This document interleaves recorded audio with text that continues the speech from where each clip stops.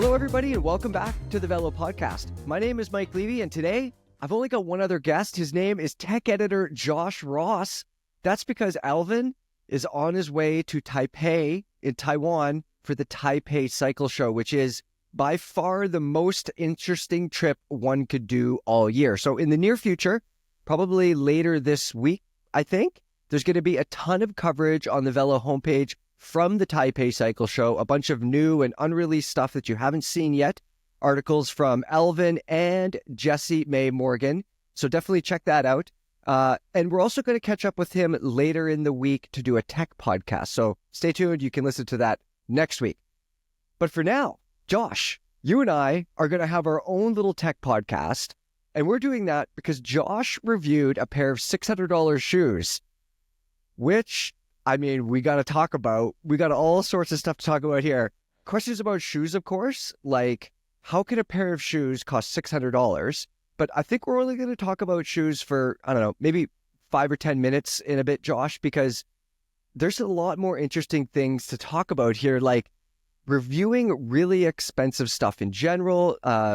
Both of you and I have reviewed a ton of really expensive stuff over the years, and we're going to cover stuff like, should we have higher expectations? Is there really like a price versus performance ratio? How relevant some of this ultra expensive stuff is for the average rider who's never going to buy it, and whether that matters at all. So Josh, I want to ask you a question like usual to start. What's the dumbest thing? What's the dumbest non-bike thing you've spent money on? Like the kind of thing that like maybe your wife or your partner looks at you and like you can't justify it, but you just want it. Well, so what immediately jumps to mind, and this is before my wife, because I don't think this would fly anymore, but any sort of car thing. But what really pops up into my mind is a blow-off valve. I know you know what a blow-off valve is, right? Yeah, those are very important for the experience. For the experience. How much is that? I think I want to say it was a Greddy blow-off valve for a second-gen RX-7. Absolutely no. That was like throw it. I should have taken that money. It would have been a better investment. Take that money, walk to the back door, and just throw it out. Yes. How much? So all of the words you just said are over my head. How much does that cost? I want to say $350. That's just totally a guess. I should look it up, but like, but also I should mention that when I spent that $350, I was like as broke as you could be, college student. Yeah. And so that felt like a lot more money. Josh, I would happily eat cat food from the dollar store to afford expensive car parts. I'm not going to lie to you. I think that we obviously all live on a certain scale of what we prefer and what's important to us, and car parts are important, right? Oh, I was right on. I'm looking it up. It is $340 for a Greddy blow-off valve. Did you imagine buying that thing today? No. No, my God, no. Yeah. Absolutely not. In no world does that make any sense. And it's not even a lot of money, like in the scheme of things that cost money. It's just yeah. I think mine is also semi-car related. I'm sort of embarrassed by this, to be honest. I used to love model cars, and not like the plastic ones that you build, but the metal ones. RC cars. No. Well, I had some RC cars too, but I mean just like, not even RC cars, you could go outside and have fun with them and use them. I mean just like metal, like die cast, like they're model just cars. Pieces, right? Yes, exactly. Okay. And I know this. Not just $100 ones either. Like I bought multiple $500 model cars, like Pagani Huayra R and like a Porsche. Anyways, a bunch of them. And I remember my girlfriend at the time looking at me like I could not be dumber. And now that's exactly how I feel. Like I look at these stupid things, they're on a wall over there, and I look at them and I'm like I wouldn't spend $20 on a model car now. There's no world where I would spend $2 on a model car. But at the time, it felt like, I was poor too. I didn't. Yeah. Yeah, I have no idea it's funny how that goes, eh? It's like when you're young and poor, that's when you tend to do these stupid things and spend money on things that are just completely unnecessary. Yeah. And yeah, Yeah. The most recent bike purchase that was kind of dumb, I think, was a set of 1,000-gram gravel bike wheels. I bought them, retail price, super stoked on them, and I never ended up using them. They're not, those kinds of wheels aren't for me, and I sold them. And I mean, obviously, 1,000-gram wheels are not inexpensive. So I'm still making poor decisions, everybody, and I hope you all are as well. Okay. Speaking of poor decisions, no, actually, that's not fair because we that's shouldn't not pick fair. on. That isn't fair to Specialized because I'm sure the shoes are extremely nice. And I bought a pair of S-Works shoes. I mean, a year ago, and they weren't $600, but they were many hundreds of dollars. They're very nice. But Josh, how can a pair of shoes cost $600? Explain it to me. Well, about that. I mean, this is one of the challenges of this particular shoe is that normally in a way I wouldn't bat an eye at $600 shoes. And I do talk about this in the article, which is that there are We got a a number baller of over here, everybody. Big baller. No, I'm not saying I would buy $600 shoes. I'm saying when I Yeah. review them, it is not my job to tell people how if a $600 shoe is something they should buy in terms of the money. I think it is my job to tell them whether it is a good shoe. And there are other $600 shoes in the market. Nimble, in particular, makes $600 shoes. And they're Okay, really but good. I would hope so, first off. But also, Specialized, it's a fairly large company and most of us have heard of. You know, they're not selling tens of thousands of $600 shoes, but the number of $600 shoes they're selling is much more than Nimble. Yes. Because those Nimble things are practically custom, aren't they? They're not custom, but well, it's so there's so many things that mix the signals on this, but like, okay, so all carbon fiber is essentially all carbon fiber is handmade. So I would want to tell you that a Nimble shoe is handmade in Italy, which is true, but also a Specialized shoe is handmade in Taiwan. So Yeah, I don't I know guess that it's actually different, but I'm not trying to defend Specialized. I guess I just want to get a picture of how a shoe could cost $600.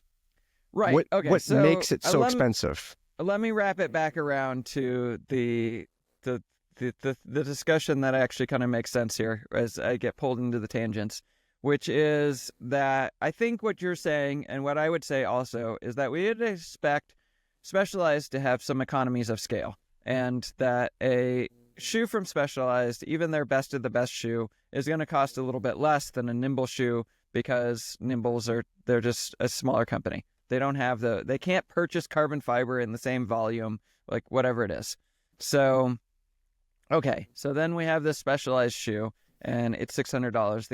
The other challenge with these particular shoes is that Specialized set the market for expensive shoes. They said an S-Works shoe costs $425. And over the years, people have complained about that, but that became the standard. That was just like, we understood that a S-Works shoe, the best of the best, is $425. They are now coming out with this shoe that's $600. And you're asking me, why does it cost more? And the answer is, there's not a good reason.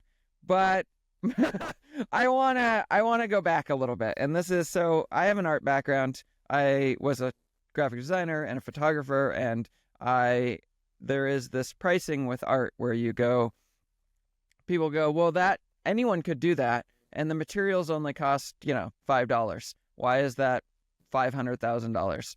And first of all, anyone didn't do it. And second of all, you don't price based on the cost, you price based on the value. Right? Okay. So Yeah. it doesn't matter. There's no explanation that I can give you in terms of the Specialized shoe cost, there's no addition problem you can do to say the carbon fiber costs this much and this costs this much, and so therefore it makes sense that it costs $600. That was a long way of getting to that answer, but the reality is that I have to believe Specialized is pricing this based on some sense of what the market will bear and also what the value to people is. Because I can't imagine it actually costs more than the S-Works torch. And I did ask Specialized, in case anyone wants to come at me, I did ask the questions. They're going to come at you. Why is this $600? And they said, well, the research and development, it was, above and beyond, and therefore this shoe costs this money. And I just don't think that you can make this pricing based on an addition problem. It's not going to add up. Yeah. And there's also the factor, I think, of like halo pricing. There's probably another word for it, where something is not priced based on, margins and things. I'm just talking out of my ass here right now. Somebody that specializes. But we're saying the same thing, is that you can't, it's based on value to the customer, not based on cost to the company. Yeah, exactly. And again, not to defend $600 shoes, or I want to say my shoes were over $400 at the time. And like, there's somebody out there that's listening that rides way more than I do and wouldn't spend $150 or more than $150 on shoes. So $450 is insane. So is $600. And we're going to get eventually to the subjective part of it. But one way to look at this might be, if you're doing, 20,000 kilometers in those shoes, and they are way more comfortable, or even marginally more comfortable than your previous shoes. I mean, I think there's an argument to be made for having comfortable feet for a big year of cycling and all that as well too. It's like, there are definitely ways to actually sort of justify it as well, I think. Yes, so you can justify it, and people will justify it, especially to a living partner. Right? But whatever, those justifications, I'm going to call people out on that. Like, let's be honest. And I said in the review that, like, I do think that one of the things, this is the Aries 2, and the first Aries used this, like, sort of sock-like material. And there's a Trek RSL knit, and there's Q36.5 knit, and there's all these other real expensive shoes. And when they use fabric, they don't hold up nearly as well. So the Aries 2 uses a faux leather exterior. It will hold up longer, I think. But like, is it going to hold up 100, like whatever the price difference? No, probably not. No. Those are just justifications. And even comfort, I think, is probably a justification, because if you looked hard enough, I bet there's a $150 shoe that will work just fine. Oh yeah. So. Yeah. Dude, if I can justify, having model cars on a shelf that literally cost the same as these shoes, I just realized that some of them do, which is embarrassing.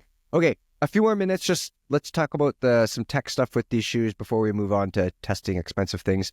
I read in your review that they are apparently sprinters shoes. Yeah. Shouldn't all performance sporty shoes be fitting snug and tight? What makes a sprinter shoe a sprinter shoe? Yeah, so when the first Aries came out, this was a big point of contention, and we've sort of moved on. I think the market has accepted these sort of weird explanations, but it's just Specialized has different. So if you think about the S-Works Torch, which is the other high-end shoe in the Specialized portfolio, that shoe is what they would say is like a GC shoe. This is the shoe that is like all around, and the thing is that it doesn't lock your foot in as much. It's designed to move differently, and there's just certain things about the way they design. It's just it's subtle, but it's just a little shift one direction versus the other direction in how they do this. But what a sprinter shoe really means is that they try to keep your foot from moving at all. It should always be in contact with the footbed, and it shouldn't move forward and back. It should not rock left to right. It should nothing. It should the shoe should be an extension of your foot. And the reason that I think the reason that they have to specify that is because, one, not everybody likes that. Some people find that annoying. But two, it's also very difficult to make a shoe like that, because if you think about it, it would be easy to lock your foot down, but it would just be this crazy uncomfortable shoe that was painful to wear. If you think about anyone that knows rock climbing shoes, your foot does not move in that shoe. Those shoes are not comfortable to wear. Yeah. So Specialized, they do have to, there is some legitimate work in research and development to figure out how you make a shoe that locks your foot in but is still comfortable. And that's what the Aries 2 is in terms of the marketing on it. But also, and in my review, this is what I said I love about it is because, so I am not a sprinter, and my writing partner, I say this in the review, but my writing partner loves this. I messaged him during this review, and he was like, "But you have the sprint of a wet noodle." Josh is all Thanks. slow twitch. Yeah, I said thanks, buddy. But it's true. Yeah. I basically ride sweet spot, and I will do that for 8 to 10 hours on a fairly regular basis. So I shouldn't need a sprinter shoe. And yet, what I like about it is that if my foot moves around over that time, I find that it bruises my toenails, and it I have all kinds of problems. So I prefer shoes that lock my foot down, but I also need room for swelling over time. And that's the balance that these companies, so these shoes that are designed to lock your foot down better, that's what they're doing. And that's why Specialized calls this a sprinter shoe. Fair enough. Specialized also says that the shoe will add 7 watts to your FTP. Hold on. If we do the math here, the money, how much these shoes, if I could literally just go buy 7 watts and be 7 watts higher everywhere, now I could get to the point where I could see people being very interested, but I also have to look at that and be like, my ass, there is no way. So let's speculate. So they're tricky about their phrasing of it. It doesn't say Right. FTP. It says lactate threshold efficiency or something. And I don't know what that means. Yeah, I think that's the idea. I have heard that there will be some peer-reviewed studies that will come and I have said, if you get me this, I will share this. So look out for that in the future. I do also want to say that Specialized is not the first one to claim this. There is a 3D printed shoe company that claimed this and then sort of backed off. And so make what Josh, you will of that. How come you didn't do a bunch of FTP tests with different shoes and the S-Works Aries 2 to discover the truth of the matter? I don't think that's the answer, but missed opportunity, I guess. Yeah. So you don't believe it, is what you're saying? I don't believe it. I don't believe it for a second. But here's the thing: in general, with these sorts of claims that I find kind of out there, in my experience, I have never seen a company outright lie. So I'm not going to say it doesn't happen, but it's just not. It doesn't make a lot of sense, especially for Specialized. They're a big company. They know that everyone is going to hold them to this. This is not an outright lie. I'll say that. But without knowing anything about it, there's going to be some kind of fine print. There's fine print on this, I'm sure. We'll leave the testing to somebody in Germany in the labs. They'll figure it out for us. Then we'll talk about the results. Although it does open up an interesting point about that 7 watts. So I posted rather innocently, on Threads about getting an oversized pulley wheel in for testing. And I have generally not called those in because I don't think that there's no way for me to justify talking about those. They're so cool, though. They're cool. They but look neat. So I rode an Argonaut briefly. And one of the things about that Argonaut was I got on that bike, and it was only the second time I used an oversized pulley wheel, but I could feel that pulley wheel. There was a feeling to the way the crank turned. And you could say, like, oh, everyone in the Threads conversation, they're like, you don't know, it could be this and it could be that. And look, I ride high-end bikes all the time. This is my job. I'm telling you, I got on that bike, I felt something different.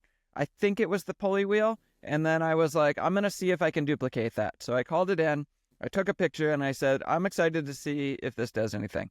This is a long-winded story to get to the point of, in that discussion, the person that was very angry that I would even test it was like, they say this only adds 3 watts. And I was like, hold on. I wouldn't have even gone to that. I would not have said 3 watts justifies this, or that it does add 3 watts. But let's just pretend for a second that it actually does add 3 watts for $800. That would be a bargain. That would be like, oh my God, sign me up for that. Are people not understanding how much? I think this is people that don't do power training. They don't get it. Yeah. I think, it's obviously different customers, because there's a world, I think it's the majority of the cycling world, where those oversized pulley wheel cages, it is insane. It's like some of those things are like $1,000. Some of them are less expensive, and like depends on the bearings and all this shit. But like you just said, we know people who spend all winter trying to get their FTP up by 5 watts, and if you did that and then you paid that money, and a lot of those people, they have expensive bikes already. And I do think it's silly, but when you do the math, something like that for a lot of people, it does make sense. And that's when we get into that. Value is obviously subjective, I might buy that cage, but I haven't bought new underwear in a decade. It's like whatever is important to you, and if that watt number is important to you, or if just having a cool bike. Dude, I just bought about a month ago, I bought a Cascade Components aftermarket SRAM transmission derailleur cage with oversized pulley wheels. I bought that thing on your bike. It's beautiful. It looks good. And you know what?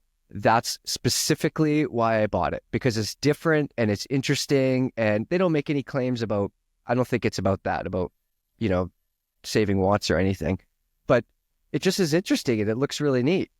And that's why I wanted to buy it. I think it was $400, maybe it's $300. I don't know. I forget, but it wasn't cheap. I would hope when I test this, 2 things, the pulley wheel, is that, one, I hope that I can realistically feel it the way that I could feel it on the Argonaut. And I really could feel that. And I don't care what people can come at me all the time and say, you couldn't feel it. I'm telling you, I ride these bikes all the time. I could feel it. And it was only in specific situations, and it doesn't matter. It's not like it matters. But also when you feel it, it's a little addictive. It's like at this low speed and you're going flat and you just turn over the pedals and it just carries through in a way that it didn't otherwise. And I was like, this is crazy. Can I duplicate this? So I would like that. And also I called in a ceramic speed piece that is supposed to make the drivetrain quieter also. I don't even know if they claim that, but that's what, many people have said about it. And I'm here for that too. We'll see. I'm not going to try to tell people that it's 3 watts faster in the same way. And I'm not going to try to tell people that these shoes are going to make you 7 watts faster. But I also do want to take a minute and say, if those claims are real, you would be crazy not to think it was worthwhile, which is not the same as saying you should buy it, or you can afford to buy it, or you have to buy it, or whatever. It's just saying that is a value proposition that makes sense. Does that watt savings, that doesn't come from the bearings, it comes from the larger pulley wheels and the friction reduction in the drivetrain, correct? Yeah, I think so. The claim? So I think an easy test that anybody could do is put your bike in the big chainring, shift to the big chainring, and shift to, one of the larger cogs, which with still a reasonably straight chain line, and spin your pedals backwards, and then shift to the smallest cog and spin your pedal backwards. And you could feel the difference in friction. You can actually feel a difference. And I know that's not science or anything, but I mean, it's there, and it's might not be worth it for you. Let's move on from that, because I want to talk about testing really expensive bikes and how you go about doing that, since we're talking about expensive things. Over the years, Josh, you've had some fancy bikes and some fancy wheels, some nice things. When you get something I just want to put it in perspective. I will give people something to think on. So I just pressed order on a $17,000 Lightspeed bike for testing. That is coming up. Everyone can look forward to that. I have some big plans for this, but just a sense of, here's a bike I'm going to test. Yeah. Okay, so that's a really good example, because something like that, like the bike is heavier, it's less, like, it's objectively worse in a lot of ways, in ways that people care about. I mean, I will push back on that in this specific case, but in general, yes. So my NV frame, my NV Melee, including the paint, which adds some weight, and this is another thing people will say, there's some crazy paint coming from Black Magic, and we're going to do some articles on that. But I weighed that frame 1,000 grams. You know what this Lightspeed bike weighs? 1,000 grams. Okay. So it's not really heavier. Well, but my same friend who says that I have the sprint of a wet noodle, he says expect a flexi frame in comparison to the Melee, because he rides a Moots. Okay, Josh, you're going to get that bike in. Do you hold a bike like that to a much higher standard than, say, like a $6,000 something from Giant or Trek? Like, do you expect more from a $17,000 bike? How do you review a bike like that? Yes and no. It's a little tricky, but here's the thing that I always try to do, no matter the price. And I structure my articles like this too, which is, here's what the manufacturer says. Here's the claim. Does it hold up? And so one of the things that, part of that is that I never try to, so I know reviewers that are like, this is this fancy road thing, and I tried to do a single track ride on it, and it didn't work, and so it sucks. And I'm like, why would you do that? Like, that makes no sense. They're not saying it's good at that. So I will take a product in, and I will say, what is your claim? And then I will say, does it hold up to that claim? And does it do something different? Who is the person for this thing? And that's how I review things. It's not whether it is good at everything, unless it claims to be good at everything, but how are they selling it? And a lot of times I have to clarify that, because, right, the marketing stuff is like, this is the greatest thing in the world for everybody and you're like, no, you got to read through the lines. You got to understand what they're actually trying to market, who they're marketing this to, and why. And then, is it appropriate for that? Then that's how I review it. And so it doesn't really matter if it's expensive or not. This Lightspeed bike, I pushed in to say it weighs as much as the Melee carbon bike, but the Melee is a race frame, a modern carbon race frame. It is not being sold to the same person that's trying to buy an ultralight titanium frame. And so they should not be reviewed the same. I would want to take something like that Lightspeed, and I would like to say, this is who this bike's for. And if you're that person, it is either good or bad at that. And then place it within the context of other brands. Should you buy a Moots instead? Should you buy... I actually can't think of another titanium bike off the top of my head, but but whatever. Like, should you do something different? But let's let a duck be a duck, and if this is how it's being sold and marketed, then that's what it is. Now, there is one more thing about that. That doesn't change no matter how expensive something is. But if something is cheap, then it gets a little extra leeway from me. Because you go like, well, it's not quite as good, but it's actually a really good deal. And you're like, well, all right, it doesn't match the $17,000 bike, but for $2,000, you get a damn good bike. Yeah. Yeah. Josh, you and I have both reviewed really expensive bikes over the years. And I remember my time reviewing like really expensive mountain bikes. We get these things in and it's like no surprise that they're awesome. Like the $15,000 mountain bike is like, it pedals really well and it's like the lightest of the bunch, or like surprise, the ultralight XC bike handles really well and pedals efficiently. And sometimes it almost made it for boring reading, I feel like, where I had way more interesting times reviewing. I don't like saying value, or I don't like saying budget, but more like value bikes, like $3,000 bikes, $2,500 bikes, because there's way more to talk about. So if you had to choose, would you rather review some really expensive bikes nonstop or some really value-oriented bikes? What's more interesting to you? That's a great question. I think that I tend to dodge it a little bit. One, I like to review expensive things in general because I think they're sort of fascinating. Like to me, I'm like, yeah, okay, this value bike is fine. It's fine. And like if you're actually making a purchasing decision, everyone knows that you're probably not buying the top of the top expensive thing. But isn't it fascinating to know what they're like? Like, yeah, it's just sort of more interesting. Yeah, exactly. Yeah, like I want to know the latest tech. Yeah, like but I also tend to choose things that are weird, just in general. Like, if you want me to, like, that's the sidestep of price.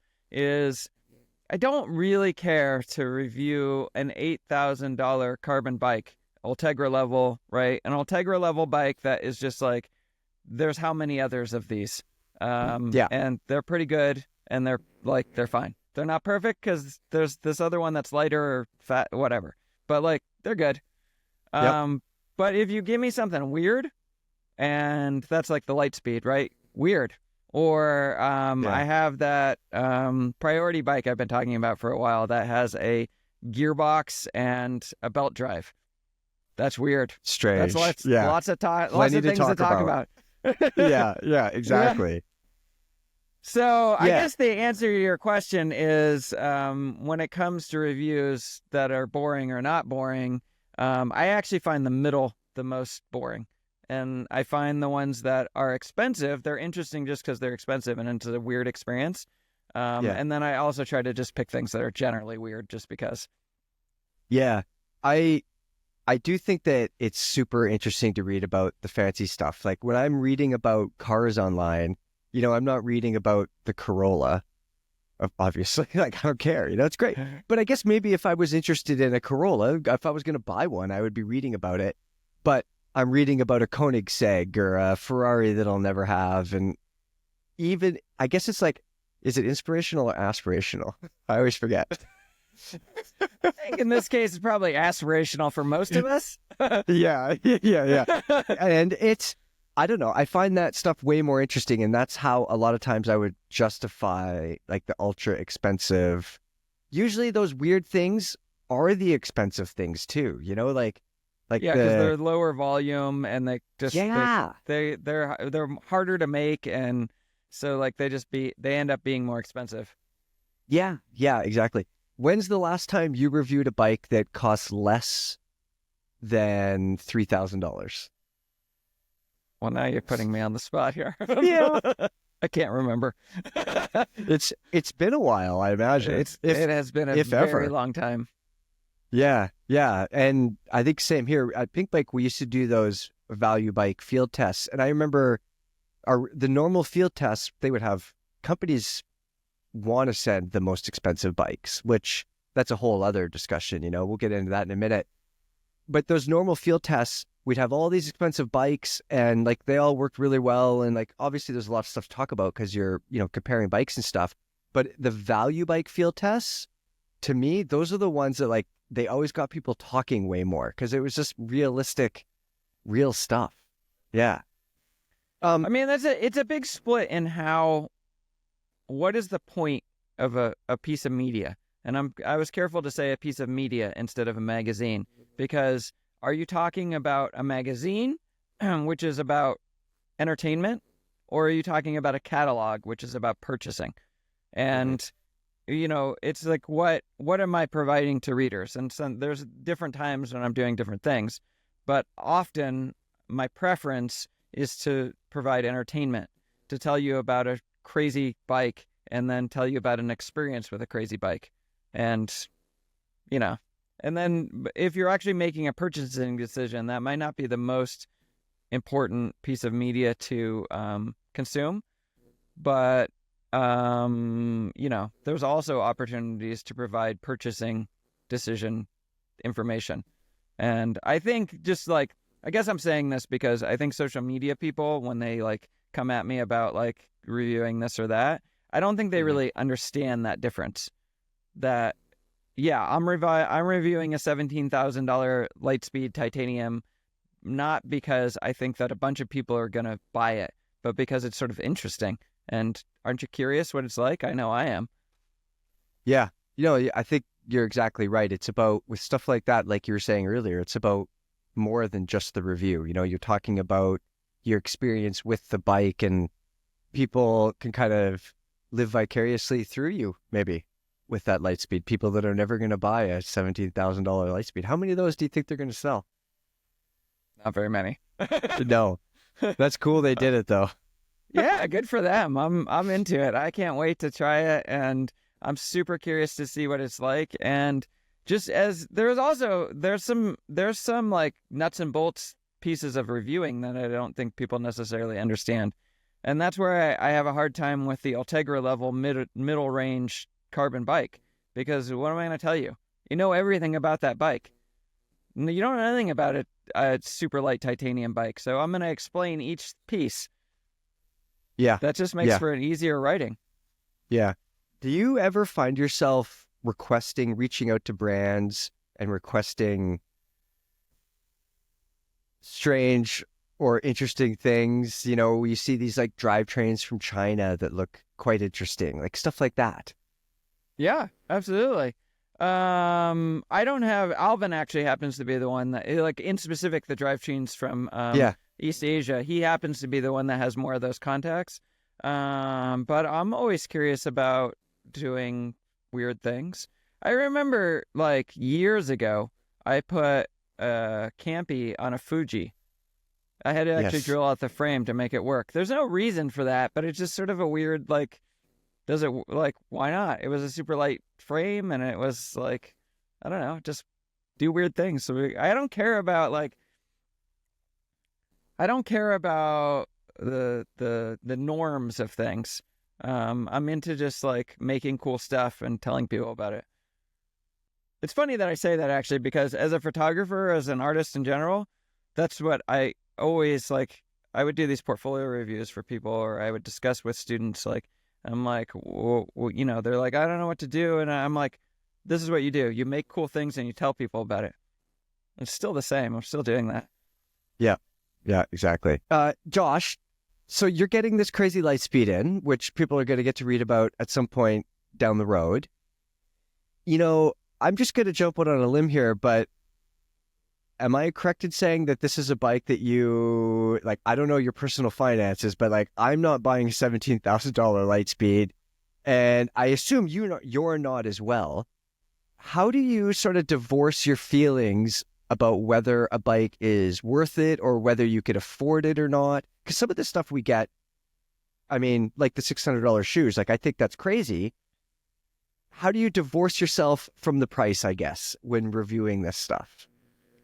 I think, so this is something that I will go to bat against young reviewers, or just, there's not even young reviewers necessarily, but other reviewers out there in the world, is that it is not my job to tell people how to spend their money, and my situation is not their situation.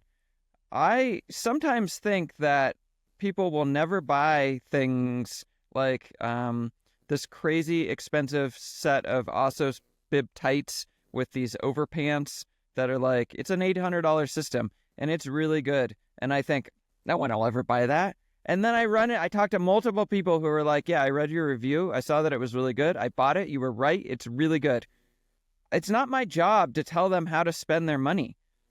Like, people have different situations than me. And my job is to objectively look at a product and say whether it's good or not. And sometimes there's commentary on price. For example, with the Specialized shoes, the commentary is not so much that the price is $600, but I do want to wonder why the Torch is $425 and the Aries is $600. There's a little bit of question there, but it's ultimately, if you are in a situation, if a $600 shoe is within your lexicon of things to think about, then this is a really good shoe. And it's not my job to make you feel guilty about buying $600 shoes or tell you that you shouldn't. In fact, if you do go buy these $600 shoes, my God, are they good. Enjoy. Yeah. That's a good point. I always used to say $20, my $20 is somebody else's $200 is somebody else's $2,000 and vice versa. Like nothing is the same. Same thing with time. It's the same thing with watts. Those 7 watts from those shoes mean absolutely nothing to a lot of people listening to this. But, there's a bunch of people listening that are like, holy fuck, 7 watts, Yeah. So it's all perspective and what makes sense. And some of it doesn't make sense at all. But you know what? At least it's interesting, right? Yeah. I mean, there's just... everybody wants to tell everyone else what they're supposed to do. And I'm like, it's just let people be. Yeah. If they want to buy shoes agree. that are expensive or what, just let people be. Enjoy. Let them be. Let them cook, right? Let them cook. Okay, Josh. Alvin loves to say it. Yeah. I think that's a good place to stop it here with just telling people to buy the things you want to buy, whatever. Don't let the other people judge you or make decisions for you, whether it's expensive shoes or cheap shoes or a fancy bike or not. And speaking of new things, like I said at the start of the show, there's going to be a bunch of tech coverage from Alvin and Jessie May from the Taipei Cycle Show on the homepage right about now, probably. This probably comes out on Thursday or Friday, so you could probably go to the Velo homepage and listen to those and look at those articles. And you should do that because Alvin's probably doing 20-hour workdays over there in Taiwan getting He's this all killing done. himself. Yes. Yeah, it is savage covering that show. So check those out. And if you liked what you heard today, share the podcast with some of your riding buddies. And if you didn't like what you heard today, you should share it anyway. And you could talk about how wrong Josh and I are, because that is great too. Leave us a review, everybody, and we will see you next week.